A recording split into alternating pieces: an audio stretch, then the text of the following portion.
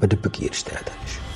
ይኸውልሽ ጥለሽኝ እንደማትሄጂ ቃል ገብተሽልኝ ነበር። አዎ አባዬ፣ ግን አሁን አልመጣም። በቃሽ፣ እማዬን ጥዬ አልመጣም። እማዬን ያልሽው ከመቼው? በቃ አባዬ ካሁን ጀምሮ ነው። እንኳን ደስ አለሽ። እሺ በቃ ዛሬ ማታው ነው ተመለሽ። አይ አባዬ አልመጣም። እሺ ደህና ደሩ። ደህና ሁኑ። እሺ አባዬ። አውቃለሁ ዳጣ፣ በዚህ ሰዓት ማገናዘብ እንደማትችይ አውቃለሁ። ግን ይኸውልሽ በምንም አይነት ሁኔታ ውስጥ ነው መስማት አለብሽ። ስለዚህ ማታ መመለስ አለብሽ። አለበለዚያ ሁላችንም ችግር ውስጥ ነው የምንገባው። እማዬ እሺ በይው እያለችኝ ነው። ወይም ደግሞ አብረን እንመጣለን። እስኪ ዳጣ እሱ አይሆንም። እኔ ያልኩሽን ብቻ አድርጊ። አባዬ ዛሬ አልመጣም። እሺ አባዬ፣ ሰላምዬ ማለቴ እማዬ ከመጣች ብቻ ነው የምመጣው። እሺ እሺ አባዬ። አንተስ ግን አትመጣም? ሁለታችሁንም አንድ ላይ ማየት እፈልጋለሁ። አልመጣም ዳጣ። ቻው በቃ። እሺ አባቴ በቃ እሺ ቻው።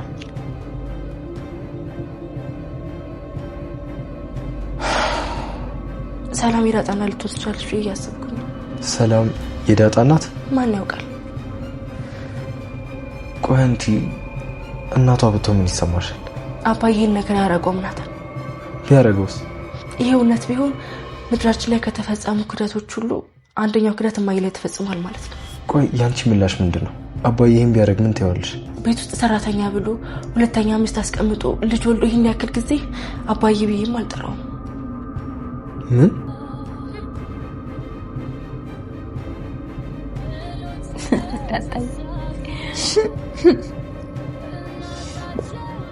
ነይ ደግሞ አንቺን ሳምላልክሽ ይልሽ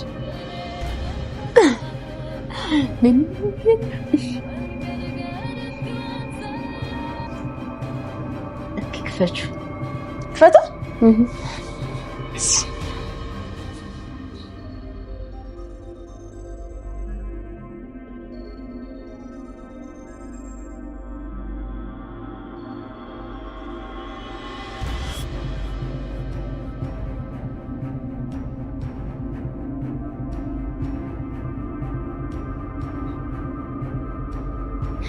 ጎበስ። አንቺ እኮ ማለችም መጎርጎር አይሰለችሽ። አይ ሂጂ እስኪ እኔ ቆንጆ ቋጥም ታቆኛል። እሺ እማዬ።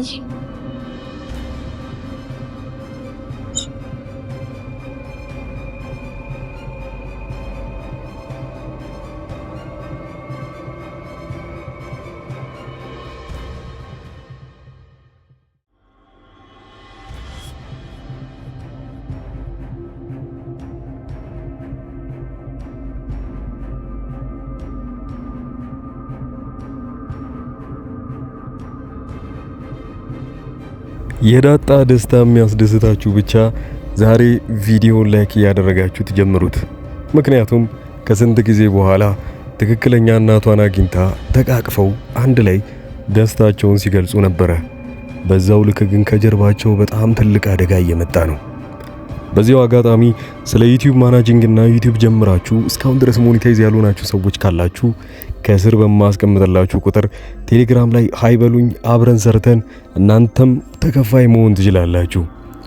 እንደተባለውም ከሆነ ዳጣ በዚህ በኩል እናቷን እንዳገኘች ደረጀ ነገሮችን ለመቆጣጠር ሲል እሷ ቶሎ ብላ ወደ ቤት መመለስ እንዳለባት ቢነግራትም ዳጣ በዚህ ሰዓት ላይ ከደስታ ውጪ ሌላ የሚታያት ነገር ስለሌለ እናቷን ከስንት ዓመት በኋላ እንዳገኘቻትም እየተናገረች በጭራሽ ዛሬ ወደ ቤት መመለስ እንደማትችል ትነግረዋለች።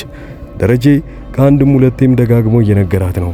አውቃለሁ አሁን አንቺ ደስተኛ ነሽ፣ ከደስታም በላይ ሌላ የምታስቢው ነገር የለም።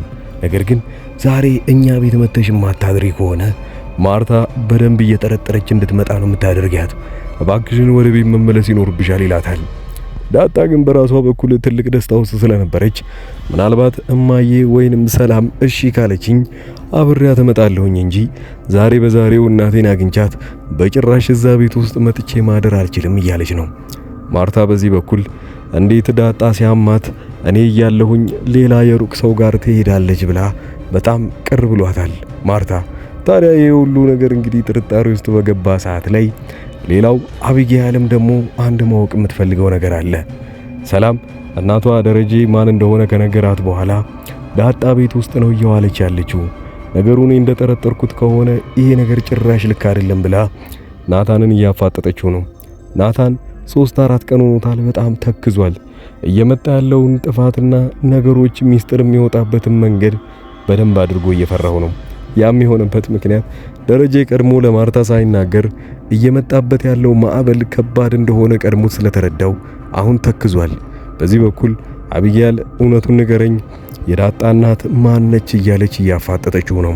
አቢጊያል የጊዜ ጉዳይ እንጂ ማወቋ አይቀርም። ምክንያቱም እንግዲህ ዳጣ አሁን ላይ እናቷ ማን እንደሆነች ሰምታለች። ነገር ግን መናገር አትፈልግም። ለምን?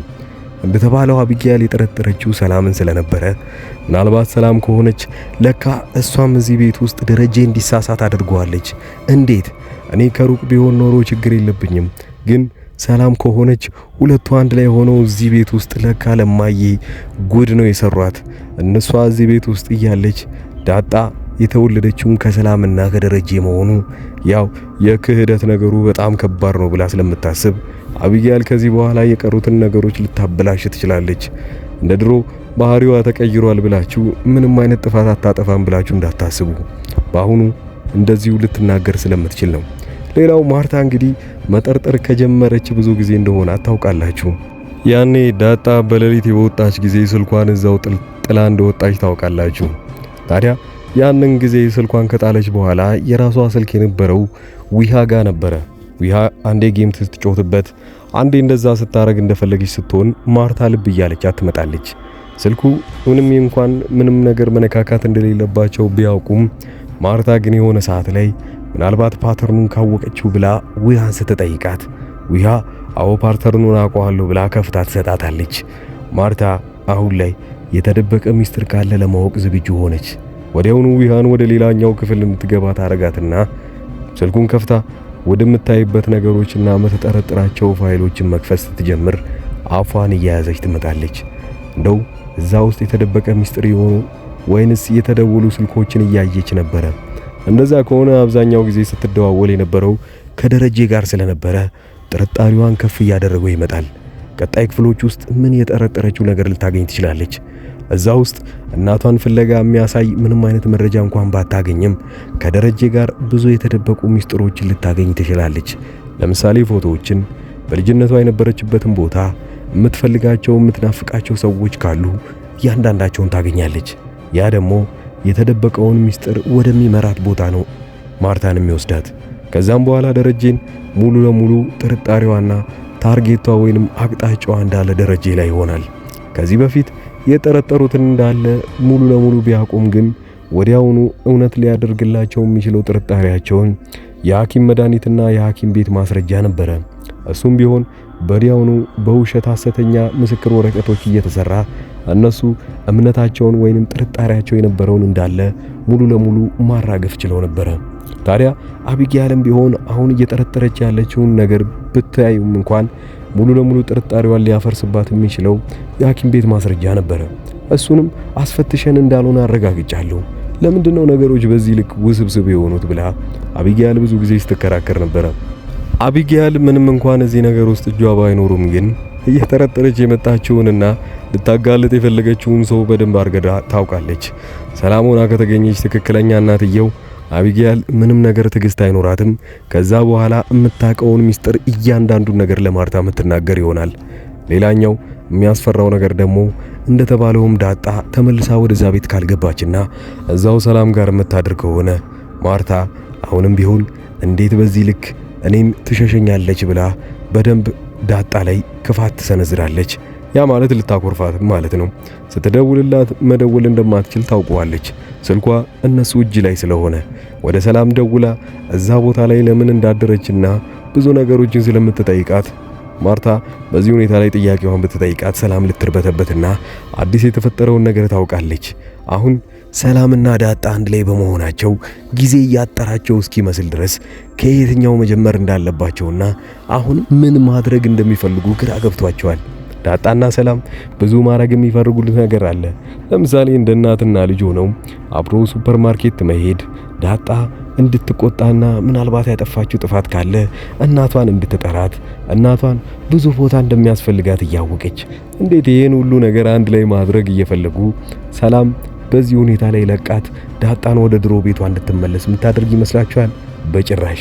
አሁን አንድ ቀን እያደረች 2 ቀን 3 4 ቀን ሲሆናት አቢጊያ ላይ መጀመሪያው የጥርጣሬዋን ሁኔታ ሙሉ ለሙሉ በደንብ አድርጋ እውነት እንደሆነ የምታረጋግጥበት ጊዜ ነው።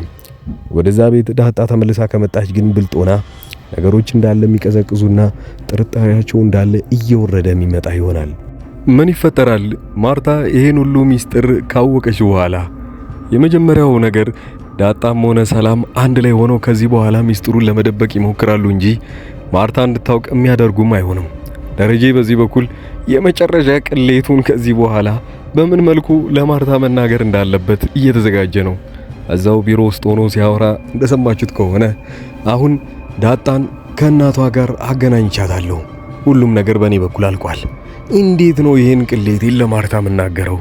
የዛሬ ስንት ዓመት እዛው ከሰራተኛዋ ጋር ተኝቻለሁ ብዬ ከተናገርኩ በኋላ ዳጣ የኔ ልጅ ናት ብዬ ድጋሚ ስነግራትስ በምን መልኩ ልትቋቋመው ትችላለች? ሌላው ውርደቴ ደግሞ በቅርብ ጊዜ ውስጥም አብሬያት ተኝቼ ጭራሽ ትንሹ ሕፃን ልጅ የኔ ነው ብዬ ከነገርኳትማ ይህን ሁሉ በአንድ ጊዜ ይቅርታ በፍጹም የማይሆን ነገር ነው። ይህን ከራሱ ጋር ሲያወራን የሰማችሁት። ሌላው ማርታ እንኳን ለዳጣ ወይንም ደግሞ ለሰላም ስትጨነቅ እንደነበረው ካያችሁት ሰላም እዚህ ቤት መምጣት ይኖርባታል። ከመጣች በኋላ ግን ልክ እንደ ሰራተኛ አይደለም እዚህ ቤት ውስጥ መኖር ያለባት፣ መምጣት አለባት። እናም አግብታ ሙሉ ቤተሰቦቿን የራሷን መመስረት ይኖርባታል። እኛ ቤት በምትኖርበት ጊዜ እድሜዋን አቃጥለነዋል። አሁን ባልም እንኳን የላትም። የልጆቿ አባት ማን እንደሆነም አይታወቅም። ይሄ ሁላ ባሏ ጥሎ ስለሸሸ ነው ይሄ ሁሉ ነገር እሷ ላይ የደረሰው ብላ ማርታ እያሰበች ነው ያለችው። ደረጀን ጊዜ በወዱ የሚያስበው ምን አይነት ሰው በሆን ነው ይሄን ሁሉ ጥፋት ያጠፋሁት ብሎ እንዲያስብ ነው የሚያደርገው። ማርታስ ካወቀች በኋላ የመጀመሪያው የምታደርገው ነገር ቢኖር ሁላ ልታብድ ሁላ ትችላለች። ባሏን ምንም ያህል እንደምታምነው የምታምነው ሰው የለም። ደረጀ ይሄንን ነገር ያደርጋል ብላ በፍጹም አታስብም። ታዲያ ይሄን ሁሉ ስትሰማ ይቅርታ ታደርግለታለች አታደርግለትም የሚለው አይደለም መሃላቸው የሚያከራክራቸውና ሌላውን ነገር ተውትና ማርታ ይሄን ሁሉ ከሰማች በኋላ ወዲያውኑ ራሷን ጥላ ልታብዱላ ትችላለች። ከዛም በኋላ ደረጀ ይጸጸታል። ዳጣ፣ ሰላም፣ ብዙ ሰዎች ይቅርታ ሊያደርጉላት እንኳን የሚችሉበት ጊዜ አያገኙም። ምክንያቱም ልታብድ ስለምትችል። ሌላው ናታን ይሄ ሁሉ ቀድሞ ስለገባው አሁን ድረስ ዝምታውን የመረጠው። ምን ታስባላችሁ በራሳችሁ በኩል? በዚህ ድራማ ላይ ያላችሁን የመጨረሻ ግምት ኮሜንት ላይ ያስቀመጣችሁልኝ። እስካሁን ድረስ አብራችሁኝ ካላችሁ ሰዎች ለናንተ አሪፍ ዜና ይዤላችሁ መጥቻለሁ። በመጀመሪያ ደረጃ ዩቲዩብ መጀመር የምትፈልጉ ሰዎች ወይም ደግሞ ከዚህ በፊት ዩቲዩብ ጀምራችሁ ያቆማችሁ ሞኔታይዝ ወይንም ገንዘብ እየሰራችሁ ያልሆናችሁ እንዴት ገንዘብ እንደምትሰሩና ቻናላችሁን በምን መልኩ እንደምታሳድጉ አሪፍ ኮርስ ይዤላችሁ መጥቻለሁ። እኔን ለማውራት ከታች ባለው ስልክ ቁጥር ቴሌግራም፣ ዋትስአፕ እና ኢሞ ላይ ያናገራችሁኝ በእናንተ ጋር አሪፍ ኮንትራት ይዘን አብረን ዩቲዩብ ላይ ተከፋይ እንሆናለን። ብዙ ሰዎች እንደዚህ ከዚህ በፊት ዩቲዩብ ላይ ማናጅ እንደምሰራ ታውቃላችሁ። የዛሬ 3 ዓመት ጀምሮ ዩቲዩብ ማናጂንግ ነው የምሰራው፣ በተለይ ሰዓት መሙላትና ሞኔታይዝ ማድረግ። በዚህም ዙሪያ ያላችሁን ምናልባት እናንተ ጋር የምትፈልጉት ነገር ካለ እኔን ማውራታችሁን እንዳትረሱ። ላለው ቀጣይ ቪዲዮ ላይ እስክንገናኝ ድረስ መልካም ጊዜ